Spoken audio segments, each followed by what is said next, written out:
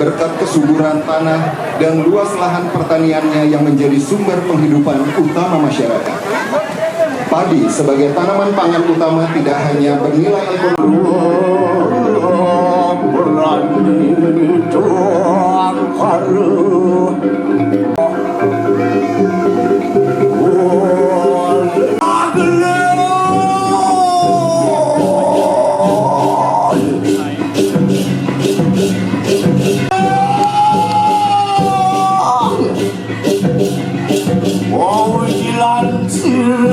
Yang Dewi Manik Langit Wandeng Gunang Tuan Perayaan